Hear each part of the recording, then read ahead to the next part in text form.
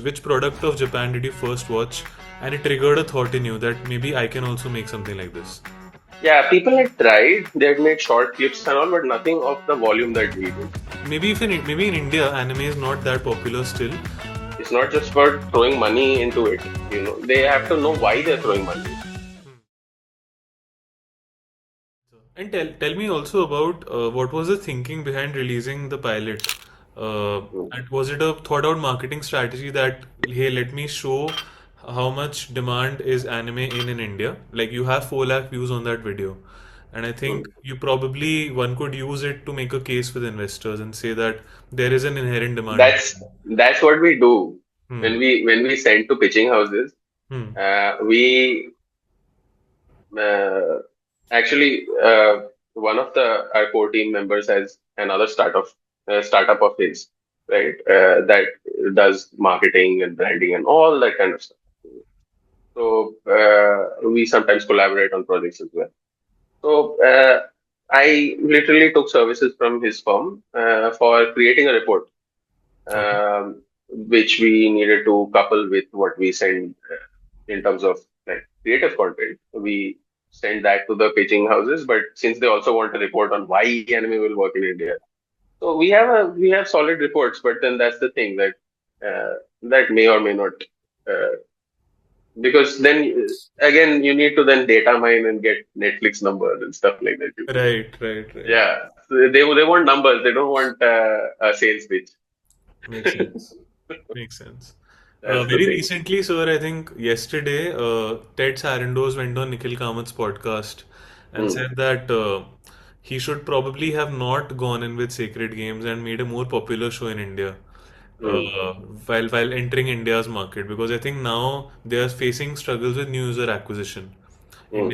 According to them, Indian audience probably wants more mainstream content, like they see in theaters, or more rooted stories for that matter, more easily. There could be a caveat there. Anyway, finish Yeah. finish what you're So I saying. Yeah. think I think I think Anurag Kashyap, who was the creator of Sacred Games, had a few things to say about it, and he is not Hmm. very happy with it. I Hmm. I also, when I first read that headline, I was wondering why Ted Sarandos would say something like this, because Netflix, when it entered India, it basically created a niche for itself. That, hey, Hmm. I am making Indian stories for the world. I'm Hmm. not just making your typical Saas Bahu shows or the Pathans and Jawans and Animals. I'm gonna make Hmm. something which is rooted in India deeply. It's an Indian Hmm. story set in Bombay of an Hmm. underworld gangster, but it Ah. will appeal to the sentiment and sensibility of a global audience in every country. So after the success of Gangs of Wasseypur, Right. there have been no shortage of gangster shows. So Yeah. you have to realize that that's its own market now. Hmm. Not all of them are great. Hmm. So there's everything that the first product that comes out is usually the most innovative in a chain of cliches. Because the authenticity goes. Fair enough. The Because for a product to feel authentic, Hmm. I'm not talking about sacred games, by the way. Uh, for a product to feel authentic, it's organically made. Like a person has written a script that contains all these elements that are made to work with each other. Hmm.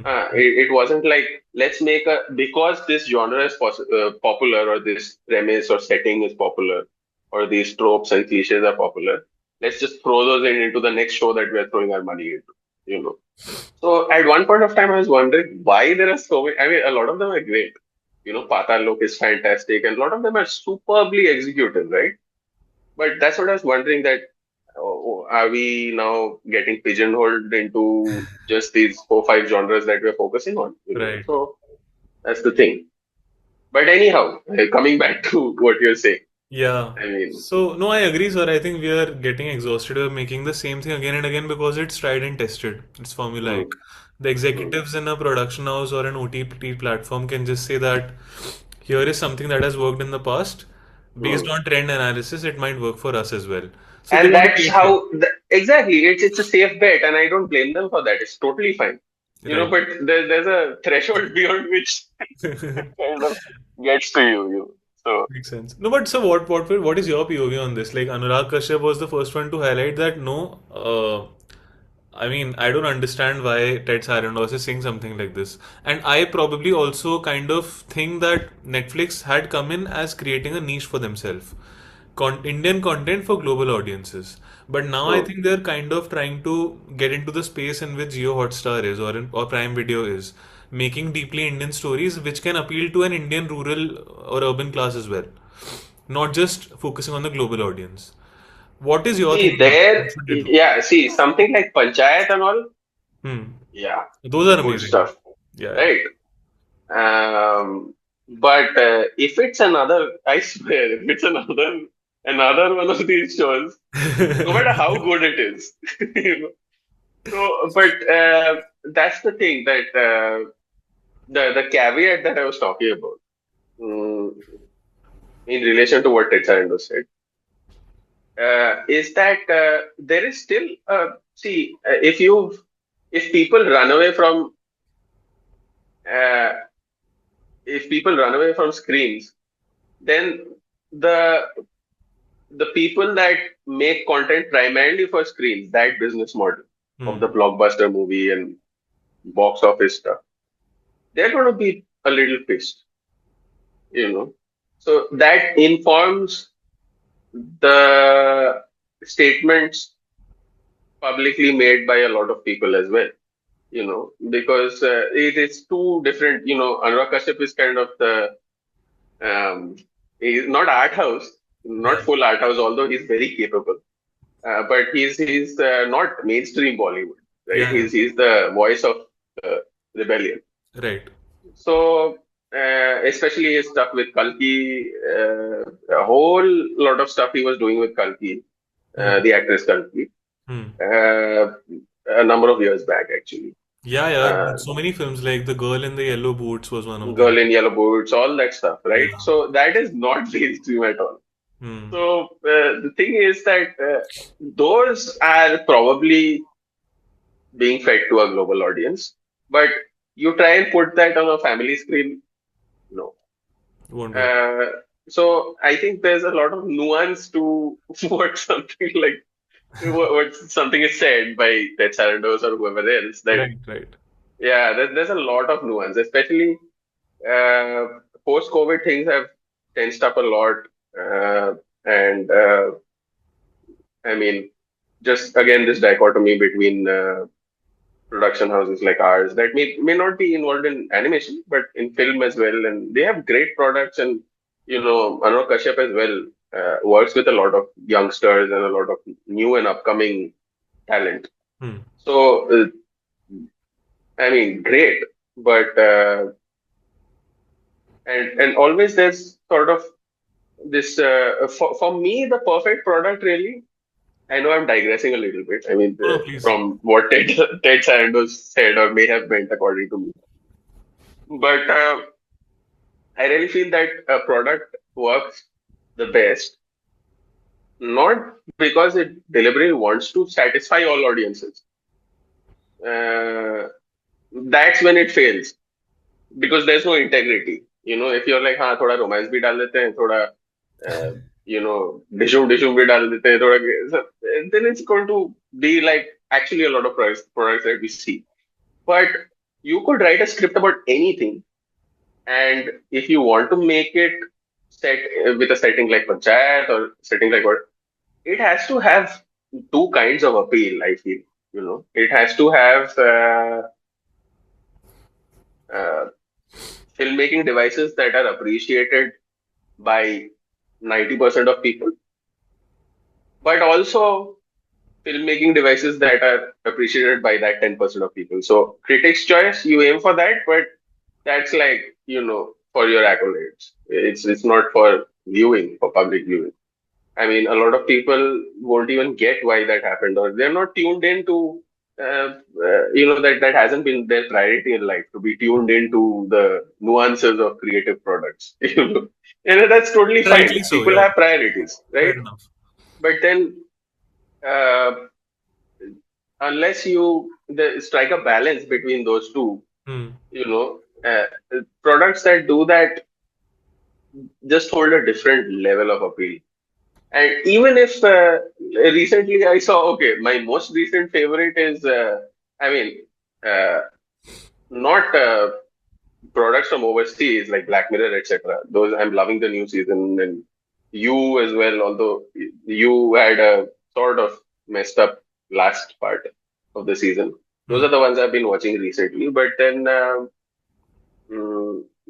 one Black Mirror episode was particularly great, which was Hotel Reverie. I think that's the benchmark for filmmaking. I feel right now, it's you can't get better than that in sci-fi, and even the very keen sense of filmmaking that has happened with that particular episode in Black Mirror. But Hindi cinema, I watched this. Although it's the first thought I had after I watched it was this can't be an original script, and then later I found out, yeah, it isn't. It's not just been copied by us; it's been copied by a lot of different countries. Okay. This film called Khel Khel Mein. Uh, Yeah, Akshay Kumar. uh, I mean, you can't go wrong with Akshay Kumar. That's number one. But it's brilliant. I feel. I mean, it's entertaining because film to me, first thing it has to be entertaining. Not to say that you can't make film meant for academics, but that's for an academic purpose. It's not for viewing. You know, if you can show things that are better to study film with than better to be entertained with. This, on the other hand, fantastic script, fantastic execution, very unorthodox way of showing things, and it's light, it's breezy, it's fluffy. The which is what happens with the comedy genre, even though Right. things are hitting the fan in terms of plot. But then, yeah, so not just in comedy, but in a lot of different things. I feel that it's that touch that one needs. It could be any language, any medium. I have no favorites in any of any language or medium or whatever. It's all the same to me. It needs to be compelling in terms of the entertainment value. On that note, Uh, so what do you think of the success of Chota Bheem? People, how large did I majority of think that India this still question was considers going it to as happen anime. at some point? Sorry? How did I think that this question was going to happen at some point? Because, sir, whenever you search for Indian anime, I Hmm, think Chota Bheem definitely comes up in the top 3 or 4 searches. Somehow, hmm. people in India still that's the closest they know to anime, and it's been really successful throughout the years. Of course, of course. See, that's the thing with the kids market, which Huh. is initially maybe not anime but cartoons, which I feel is a totally different medium. I think that was the purpose. Hmm. Uh, uh, I mean, a lot of people ask us what we think about the industry, but we are the industry. We're just a parallel, you know. So you see, not just our products, you see Shinchan, you see all of that stuff. I mean, Shinchan is decidedly not a kids show, but Shinchan and Pochikame and Ninja Hattori and Doraemon and all of that stuff, right? So fantastic. I mean, that is for the market it's for. Great, good. But the problem being that is the only market that we have. The kids market is the only market that we have, and that also ties into. Now we come back full circle to the first question that you asked me. Or one of the first few questions was that the executives versus what we pitch to them, Right. right? They're not ready. It's only recently that executives in India, and I say this almost from the horse's mouth because recently or last year, I went to a content expo. It was sort of like a Korean content expo where, there were deals being made and there were sort of meetings with 100 different Korean companies for an entire week. So I was invited to be a part of that, and there were a lot of Indian executives there as well from various channels, Viacom, Z, etc., etc. Lots of they are in secret. It's not publicly known, but products are being developed for young adults. Okay. See, the mythology theme still remains. It's going to take India a while to take a risk with something that's not mythology. Hmm. Okay. Mythology factor remains, but the execution to do it not for kids market. So forget, sort of contemporary or modern stories or urban stories and things like that, which do not involve mythology or Hmm. may involve supernatural, etc., but do not involve mythology. That is a far cry from where we are at right now. So what the industry is trying to achieve now or uh, aspires for is just to create content for young adults in animation, not even what kind of content. Hmm. So one half is a safe bet, which is mythology. Okay, you can't go wrong with mythology, and that's any country. So you base it on a mythological story, it's bound to work. That's a safe bet. But what they're trying to do is they're trying to create products for possible release for the demographic of young adults and not kids, Hmm. you know. So anyone that's in their late teens upwards. Okay. Hmm. So that's still happening. Now imagine someone like we come in with something that's maybe 10 years in the future, Hmm. you know, and we're not saying that very happily, you know, it happens to be. The audience is ready for it, but the executives are not because this is what the game plan is right now. They Hmm. want to take baby steps, but it's I won't say it's a bureaucracy, but it's certainly a certain uh, you know rigor of every process and slowdowns and etc. So the things happen at a much slower pace when it comes to the people that fund things or the people that take decisions about where to take the medium forward, etc. etc. So that informs also why it may be difficult for us to do things at this point. Mm, no, I think so. Do you think Mahabharat could be a great product if made an anime in India over a long period of time, like 20, 25 seasons, Hmm. delving deep into each character with all the character arcs? Yeah, but I'm not sure the our executives would want to put that much effort Mm, as to see now you see what I mean. You would like to watch something like that, definitely. which delves into every nuance because there is so much nuance. There's probably the most nuance. That's the most nuanced thing ever Yeah, that I yeah. know. You know. So, uh, how, do you think uh, executives will invest that level of that attention to detail of for something like that and stretch that amount of quality and nuance to 25 seasons. Yeah. I think you know? it'll take one Karma Chakra or another show to just break free and tell the audience, tell everyone that anime is something that Indians are interested in. Because Hmm.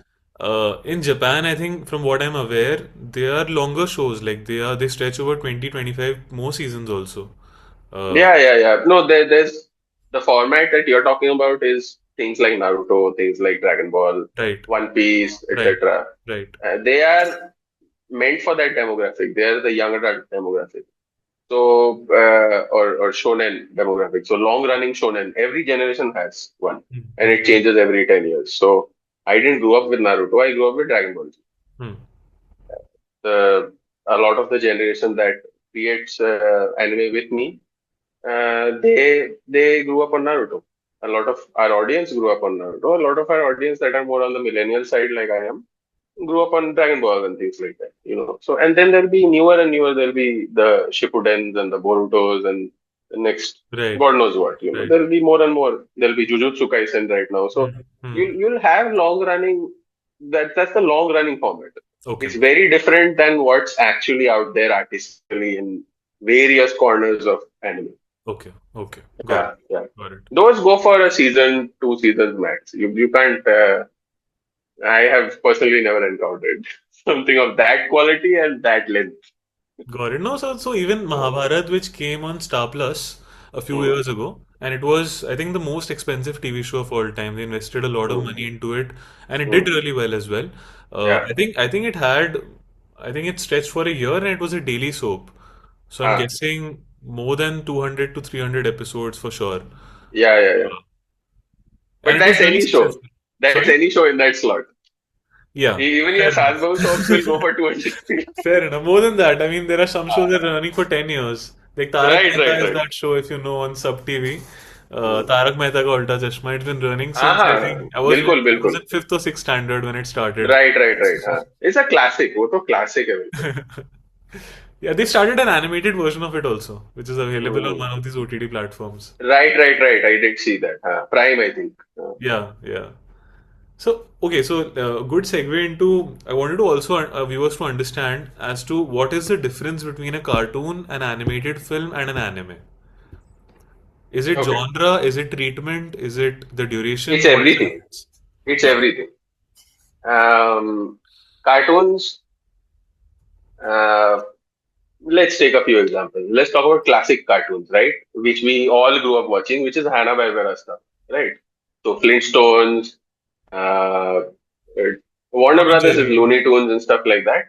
Hanna-Barbera, so Tom and Jerry. Dexter's was completely uh, Hanna-Barbera. Powerpuff Girls, all of that stuff, right? Samurai Jack, which is super epic. That came much later. Hmm. And so Tom and Jerry is a whole different era. Okay, that's the beginning of animation when nothing else was defined. There were no genres. That was the only animation you got. I mean, that was right after the golden age of animation, which is your Mickey Mouse. Hmm. Crazy, crazy production. I mean, we don't even come close, uh, and we won't ever come close because it used to be on celluloid sheets, and which even anime used to be on until the 90s. Celluloid sheets, and they used to draw every single frame. Hmm. Now we don't use any interpolation software to draw in between frames, but we draw 8 to 10 frames for full motion per second. Right. It's only in very few shots that we have to draw entire 24 frames for 1 second Okay. of animation. Whereas there was absolutely no compromise, and there was a lot more motion than what you see even in Japanese anime. Back in for Tom and Jerry, etc. Hmm. Just, I mean, it's a feat of mankind. I mean, Tom and Jerry, even cartoons from before that. Anyway, the entire focus has been on the way you entertain is different. You know, the way you entertain with Tom and Jerry or the way you entertain with anime, the two are very separate things. Okay. Or let's say the way you entertain with Disney films. Let's talk about animated film, right? Hmm. Because I think Disney would be better to talk about than, let's say, anime film, which is essentially anime. So let's take animated films into the cartoon. Let's kind of join the two, right? But Disney is, of course, not a cartoon. Disney retains what it meant to create um, something timeless. Not just something that stops airing after a few weeks and can have reruns and things like that, but it's just the next hot show. Disney is not like that. It had created Lion King. It created these franchises and that came out in the age of franchise, the 80s, 90s, and all of that. Well, Right. maybe not the 90s, but the 80s certainly. Hmm. That just became entire worlds. Like Harry Potter is a world for a person of up till a certain age to live in, and in a lot of cases beyond a certain age as well. Hmm. You become a Potterhead. So same way you can be a Disney head, right? So the thing is that they create entire worlds for people to inhabit. Hmm. You know, and the animation is superlative. There's no doubt about that. But it's just a very different kind of thing. It's meant to be a lot more universal. If you set something in the jungle with universal human themes like love, compassion, death, longing, etc., etc., all of those things, and you sort of create a musical out of it, you Hmm. know, uh, you've essentially created a timeless product, right? With TV shows, so Hanna-Barbera coming back to that. So you have Flintstones, you have Jetsons, classic Richie Rich, all of that stuff. So they are much more themed, Okay. uh, and they will appeal to. I mean, it's the same formulas over and over again. So it's very formulaic, right? So in that sense, it's closer to these long-running shows that we talk about Hmm. in Hmm. anime as well. Hmm. Naruto, etc., etc. You just want it to keep going. You don't want it to stop because it's you. fallen in love with the characters, and it's just a monster of the week kind of a show. You Got know, it. anime will take that and stretch it to maybe a tournament arc. Where the entire arc of the story over 20 episodes is to do with one thing. But cartoons is episodic mostly. Hmm. Hmm. So it's really more about the slapstick is a wrong way of saying it, but what I mean is not slapstick when I say that. It's more physical comedy or the physicality of entertainment, Got right? it. When it comes to anime, the difference is that you can think of it like film.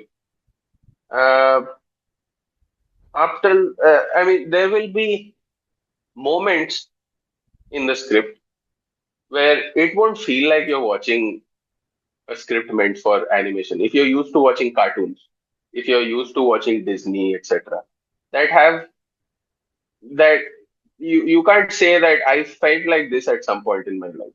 Personally, you can't say that. Hmm. You enjoy it for what it is. Maybe you even admire the actions of characters in tune with the themes that they're portraying. Like betrayal, like a whole lot of things, Hmm. or sorrow, etc. Those are basic human emotions, but it's not about mature emotions, but it's about nuance. That in this particular very specific situation, have I ever felt this way? It's more uh, realistic in the sense that it's more in tune with realism Hmm. as the art movement Hmm. and the literary movement and the other movements. So realism is a much greater part of anime than it is for cartoons. And that doesn't mean that they're unrealistic. They're also real. But realism as an art form, the technical definition of realism Hmm. is more prevalent in anime and all the various ways anime manifests that. Uh, so it's closer to film. I would say it's closer to the way things are treated and executed in film.